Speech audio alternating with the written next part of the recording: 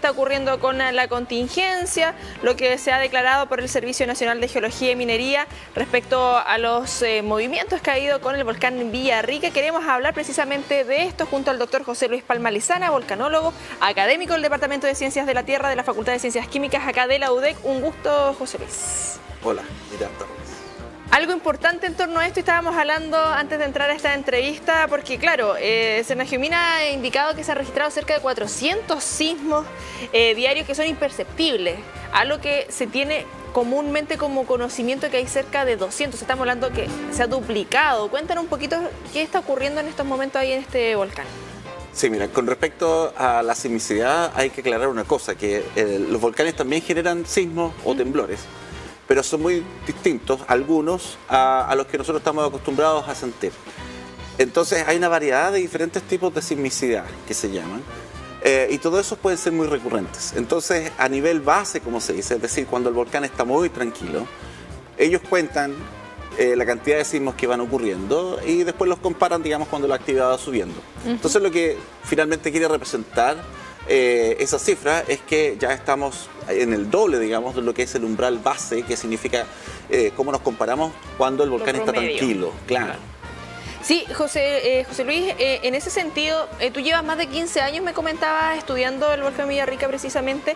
¿Qué es lo que tenemos de conocimiento en torno a grandes rasgos para ponernos en contexto también y de lo que significa de preocupación para la ciudadanía en general y también lo que significa en el ecosistema? Ya, bueno, aquí hay dos aristas. Primero que nada, el volcán Villarrica es un volcán que mantiene una actividad constante. ¿Ya? Y esa actividad en los últimos años, en los últimos meses ha estado bastante baja, pero ahora ha ido incrementando. Además, es el volcán que tiene la historia eruptiva más recurrente en Chile, entonces hay mucha instrumentación además para monitorearlo. ¿Ya? Entonces, de alguna manera podemos decir que se está siguiendo bastante bien qué es lo que está ocurriendo. Sin embargo, por el otro lado, nosotros nunca podemos decir exactamente qué es lo que puede ocurrir. Ya siempre hay un nivel de incertidumbre bastante grande con respecto a si el volcán, por ejemplo, va a hacer erupción o no y cuándo lo va a hacer. Si uno viera la tendencia que se ha ido registrando en las últimas semanas, uno podría pensar que si existe una erupción, esta debería ser en algunas semanas más. ¿Ya? Y eso incluso podría venir ya por ahí por enero. Por así. No quiero decir que esa va a ser así, porque nunca estas tendencias se cumplen. De hecho, lo más probable es que no sea así. Pero este es un volcán bien monitoreado, pero el cual igual tiene mucha incertidumbre porque no podemos decir exactamente qué es lo que va a ocurrir. Y eso es un gran problema también, porque si no sabemos exactamente qué es lo que va a ocurrir y nadie te lo puede decir, entonces tenemos que preparar a las personas que viven en los alrededores del volcán, digamos, para lo peor o para cosas bastante grandes que sean al menos similares a lo que nosotros hemos visto en erupciones anteriores, ya décadas anteriores. Claro. Tenemos el tuit de Senagiumina respecto a lo que fue el domingo en la noche, esta actividad explosiva del volcán, si la podemos ver, porque lo que estamos viendo, y dentro acá lo consulto netamente del desconocimiento, y esa es la gracia que estés tú acá, porque tú te has dedicado a estudiar. ¿Es común esto? ¿Es recurrente? Porque claro, está esta alerta amarilla declarada, pero ¿qué tan esperable es que estén estas condiciones de acuerdo a lo que tú nos indicas? Ya, lo que se puede ver en esas imágenes que publicó el Servicio Nacional de Geología y Minería es una explosión. ¿Ya? Es una explosión que se genera en el cráter, porque el Villarrica tiene la característica que tiene lava en el fondo del cráter. ¿Ya? Y esa lava es una lava activa, es decir, una lava que está siendo alimentada, digamos, por un conducto bajo el cráter. Y de repente se producen explosiones. Entonces, cuando esas explosiones superan el nivel del cráter, pueden ser de preocupación. De hecho, la idea de que esas explosiones pueden arrojar rocas al borde del cráter es lo que generó subir la alerta amarilla y restringir el acceso a los 500 metros, de tal manera de que los turistas no subieran al cráter y de esa manera protegerlos, digamos, de que les puedan llegar algunas rocas encima. Entonces, meses anteriores esto no ocurría, ¿ya? La lava estaba súper abajo. Pero hoy en día esa lava está más arriba, está un poco más arriba, algunas decenas de metros más arriba, y esas explosiones eventualmente se pueden ver desde abajo. ¿Esto es dentro del proceso natural de un volcán? Porque, a ver, yo hago la comparativa y no sé si habrá mucha relación o no, pero como lo que ocurre con los terremotos, que por ejemplo estamos hablando de que en cierta época cada tantos años ocurre un gran sismo, las placas van chocando, hasta hay sismos que se va liberando energía. ¿Es algo similar a lo que ocurre con los volcanes? Bueno, los volcanes no tienen y bueno, los terremotos tampoco, digamos, una ciclicidad muy clara, muy evidente, pero obviamente que van generando alguna actividad cada cierto tiempo. Como decía, el caso del volcán Villarrica es uno de los volcanes más activos, es el volcán más activo de Chile, y la última erupción fue el 2015, antes de esa fue en 1984, 1985. Entonces, algo también para aclarar es que uno puede decir que es típico que el volcán esté haciendo algo, y las personas que incluso subían hasta el cráter cuando estaba baja la actividad, podían ver a veces alguna actividad en el fondo del cráter, ¿ya? Pero esa actividad va cambiando y en lo técnico, en los detalles, puede ser muy distinta de un año a otro, de un mes a otro.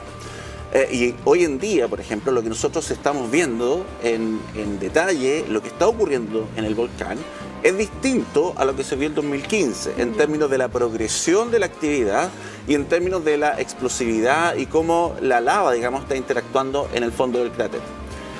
Además de eso, la última erupción que tuvimos en el 2015 fue una erupción muy pequeña para el volcán Villarrica, comparada con las otras erupciones que hemos tenido en décadas anteriores. Y no solamente fue muy pequeña, sino que además fue distinta a la erupción de 1984, que fue la anterior, y esa distinta a la de 1971, y esa distinta a la anterior, y así sucesivamente. Entonces, uno simplemente viendo eso, uno podríamos decir que probablemente la erupción, si es que ocurre ahora, va a ser también distinta. Y desde ese punto de vista es un error comparar lo que está ocurriendo ahora con lo que ocurrió en el 2015. Sí, importante ir aclarando eso, como tú indicas, porque uno ha visto varios titulares que se está generando demasiadas similitudes con lo que ocurrió en el 2015 y genera también esa expectativa dentro de la ciudadanía, para bien o para mal, en torno a lo que significa claramente esto, porque es fácil cuando uno no maneja los términos y no maneja el área, dejarse llevar a primera impresión. Algo que tú señalabas anteriormente respecto también a lo que significa para la ciudadanía en general y estar preparado, estar atentos en torno a todo esto, más allá de lo que pueda ocurrir, siempre debiésemos estar informados, sobre todo aquellos quienes viven cercanos al volcán. Aquí nuevamente hay algo bueno y hay algo malo con el volcán Villarrica. Lo bueno es que como es un volcán tan activo, en general siempre se están generando planes, se están actualizando los planes de emergencia y se están realizando ensayos de evacuaciones, por ejemplo, de las alarmas. Eso es el lado bueno. El lado malo es que a pesar de eso, tú todavía te das cuenta de que hay mucha gente que realmente no conoce cómo son las alertas y no asiste, no practica, no sabe cuáles son los lugares de evacuación, por ejemplo. Entonces, ese es un problema, porque, y estoy hablando yo de la gente que vive en la zona. Estoy hablando de la gente de Pucón, de Villarrica, de Molco, etc. Entonces, si nosotros estamos a final de año ahora y aún vemos, y eso te lo puedo decir yo con propiedad, porque yo estuve ahí la semana pasada, voy a ir de nuevo, y yo he visto, digamos, cómo muchas personas desconocen realmente lo que está ocurriendo a pesar de vivir ahí. Entonces, si tenemos esa situación donde la población que vive hoy en día no está completamente al tanto de qué deberían hacer en caso de una erupción, imagínate cuando lleguen los turistas. Y en época de fin de año y de vacaciones, aquí llegan muchísimo. Es una zona extremadamente turística donde se puede triplicar la población en el sector de Pucón, por ejemplo. ¿Ya? Entonces es un tremendo desafío para las autoridades y al mismo tiempo es como, no sé si un tirón de oreja, digamos, pero un llamado de atención por lo menos, porque yo estoy viendo que las autoridades locales, en estos casos, los municipios, en colaboración con ONEMI, deberían intensificar el trabajo y prepararse mejor, digamos, para recibir a los turistas y poder informarlos de buena manera. Pero dentro de los desafíos que nos afectan diversas áreas, ser más preventivos que reactivos, no esperar que ocurra algo para tomar las medidas correspondientes. ¿Hay en torno, por ejemplo, a lo legal, alguna normativa en torno a la distancia de las viviendas o hay... ¿Es netamente dentro de lo que hay experiencia previa, como se recomienda tal distancia? Sí, ese es otro problema. Desgraciadamente no existe una planificación del crecimiento urbano en torno al volcán, a tal punto que existen muchos asentamientos que hoy en día están en los cauces, en los lugares por donde, por ejemplo, pueden bajar aluviones volcánicos. Cuando hay erupciones se generan aluviones y esos aluviones pueden pasar justamente por donde están construyendo casas. Es más, hay un caso muy complicado donde está el volcán perdón, hay un colegio que está justo en la salida de uno de estos cauces. ¿Ya? Entonces uno dice, ¿cómo puede estar un colegio al lado de una quebrada, de un río, por donde pueden bajar esos aluviones? Por supuesto que todos ellos van a ser amenazados, están siendo amenazados, digamos, por la actividad del volcán.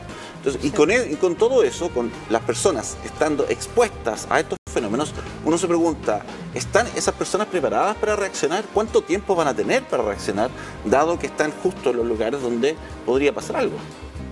Sí, es complejo lo que ocurre en ese sentido, porque muchas veces lo abarcamos acá de diversas temáticas, de cómo también se cruza acá lo legal con lo ciudadano, con lo académico. Cómo podemos hacer que estas tres áreas conversen de una buena manera y se tomen en cuenta el conocimiento que entregan desde la academia, porque claro, tú indicas cerca de 20 años y estudiando esto, claramente tienen la propiedad para comentarnos lo que significa en ese sentido. Y a raíz de eso mismo, ¿qué balance podemos hacer en esta última década, por ejemplo, del volcán?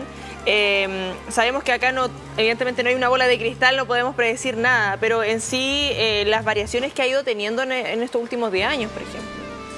Mira, el volcán Villarrica puede ir cambiando bastante su nivel de actividad. Lo bueno es que es un sistema metaestable desde el punto de vista de que mantiene, por ejemplo, esa lava activa en el fondo del cráter a una profundidad que es segura. Segura hasta el punto que la mayor cantidad del tiempo los turistas pueden subir, y hay muchos turistas que llegan al borde del cráter a ver eso. Pero una vez que tú alteras eso un poquito, como está ocurriendo ahora, entonces ya se empieza a volver peligroso, porque está como en una zona estable, pero si lo cambias un poco, si lo subes un poco, ya empieza a ser bastante amenazante. Y eso es lo que está ocurriendo ahora. Y eso se ha repetido con los años. Hemos tenido algunas alertas, digamos, en términos de la actividad, varios años, el 2019, el 2020. Bueno, después de la erupción del 2015 estuvo muy inestable. Las variaciones que tenían los niveles de actividad eran tremendas, hasta que se tranquilizó ya hacia el 2017-2018. Y eso, por ejemplo, claro, porque había sido la erupción del 2015, pero las últimas estas actividades que ha tenido el 2019-20, ¿cuánto tiempo llega a durar eso aproximadamente? No sé, semanas, meses. Sí, esas variaciones han durado del orden de semanas, más que nada, ¿ya? Pero claro, con una instrumentación más específica tú puedes ver esas variaciones a mayor escala y con mayor detalle, y uno puede ver, digamos, que son variaciones oscilantes que se van produciendo todo el tiempo. El punto es que cuando esas variaciones lleguen a tener un nivel de actividad un poquito más alto de lo que uno quisiera, entonces ahí es donde empiezan a salir en las noticias y es donde Cernagiomín sube la alerta. Pero ese tipo de alertas dura generalmente solamente algunas semanas.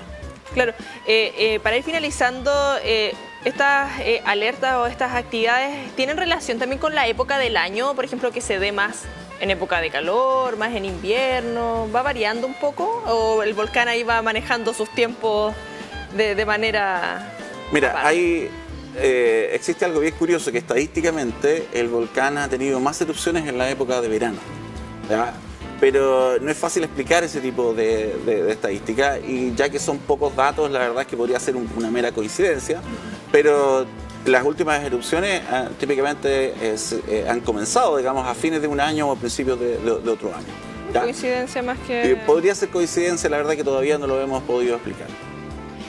Sí, dentro de las consultas que igual van llegando a través de redes sociales, agradecemos también a quienes nos están viendo a través de la transmisión de Facebook Live, de canal de YouTube igual, preguntan sobre lo que ocurre, por ejemplo, ocurre con Chaitén con las cenizas. ¿Puede ser algo similar acá con el volcán Villarrica en algún momento? Lo que ocurrió en el volcán Chaitén es bastante distinto en términos de la actividad que se desarrolló y cómo después esa actividad impactó a los poblados cercanos, que en este caso fue principalmente Chaitén. Lo que ocurrió en el volcán Chaitén fue una erupción muy explosiva que arrojó una tremenda cantidad de ceniza, y toda esa ceniza se esparció a los alrededores. Siendo un lugar en el sur de Chile donde llueve mucho, con la llegada del invierno y las lluvias, toda esa ceniza empezó a ser lavada, por así decirlo, por el agua lluvia, y llegó a los valles, y eso fue lo que generó estos aluviones, que nosotros los llamamos lahares secundarios. Y estos aluviones finalmente generaron crecidas del río Blanco, que llegó a la ciudad de Chaitén, ¿ya? Ahora, en el caso del volcán Villarrica, hemos tenido aluviones bastante grandes en erupciones anteriores. La erupción de 1971, por ejemplo, que llegó hasta el lago Calafquén, llegó al lago Villarrica, la 64 también, de hecho con pérdida de vidas humanas también. Entonces, tenemos la formación de estos grandes aluviones, pero asociados a otro tipo de actividad, y en este caso es porque las lavas y todo el material que sale del volcán puede derretir la nieve y el glaciar que está arriba.